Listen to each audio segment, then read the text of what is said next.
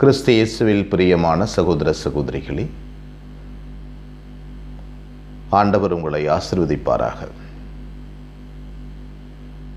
இயேசுவினுடைய சீடராய் இருக்க ஆசைப்படுபவர்கள் அன்றாட சிலுவைகளை சுமந்து கொண்டு இயேசுவை பின்பற்றி வர வேண்டும் என்று ஆண்டவர் சொல்கிறார். இயேசுவினுடைய பாதையில் நடப்பது என்பது பல நேரங்களில் தன்னை மறுப்பதாகும். தன்னை மறுப்பது என்றால் என்ன? எப்பொழுதும் இந்த உலகம், நம்முடைய உடல், சிந்தனை இயேசுவுக்கும் தந்தை கடவுளுக்கும் எதிராகவே பல நேரங்களில் சிந்திக்கும், செயல்படும். அவற்றை மறுத்து கொண்டு இயேசுவின் பாதையில் நடப்பது என்பது அனுதினமும் நாம் செய்ய வேண்டிய ஒரு செயல். நம்முடைய உடலுக்கு எதிராக, இந்த உலகத்துக்கு எதிராக முடிவெடுக்க வேண்டிய ஒரு விஷயம். உலக பார்வையில், உலகத்தினுடைய இச்சையில், நம்முடைய உடலினுடைய பாவ நிலைகளில் நாம் செல்லலாம். ஆனால் அது கடவுளின் வழி அல்ல.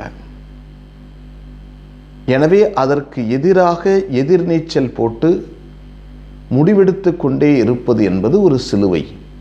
இதைதான் தன்னை மறுப்பது என்பதாகும். அந்த மறுக்கின்ற விஷயத்தை நாம் நாள்தோறும் செய்வதுதான் இயேசுவின் பாதையில் நாம் செல்லக்கூடிய சிலுவை. இந்த உலகத்தினுடைய நவநாகரிக சந்தோஷத்தில், ஓட்டத்தில் நாம் செல்லலாம்.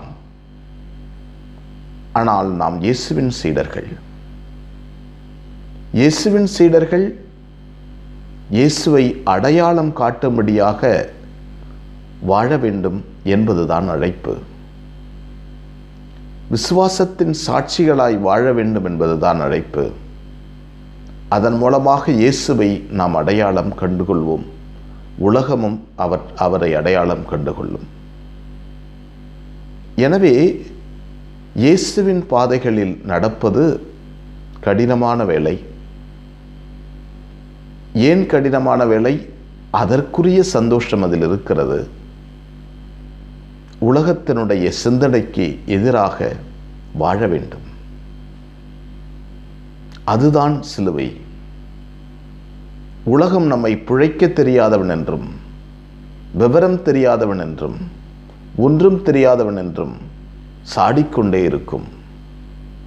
நாம் இயேசுவின் சார்பாக நிற்கின்ற வரையில், இயேசுவின் சார்பாக நிற்காத வரையில் நம்மை உலகம் தலைவர் என்று சொல்லும், பெரியோர் என்று சொல்லும், இந்த உலகத்திற்கு இவன்தான் சரி என்று சொல்லும். இயேசுவினுடைய கரங்களிலிருந்து மாலைகளையும் மகுடங்களையும் பெறுவதுதான் உண்மையான பரிசு. அந்த பரிசை நோக்கி நாம் பயணம் செய்வோம். எங்களை நேசிக்கின்ற விண்ணகத் தந்தையை போற்றுகிறோம். இந்த அற்புதமான நாளுக்காக நன்றி சொல்லுகிறோம். ஆண்டவரே, நீர் எங்களை படைத்து பராமரித்திருக்கிறீர், எங்களை வழிநடத்திருக்கிறீர். ஒவ்வொரு நாளும் ஒரு பாதையில் நடக்க எங்களுக்கு அருள் வேண்டும். ஆண்டவரே, எதிர்நீச்சல் போட எங்களுக்கு தைரியம் வேண்டும்.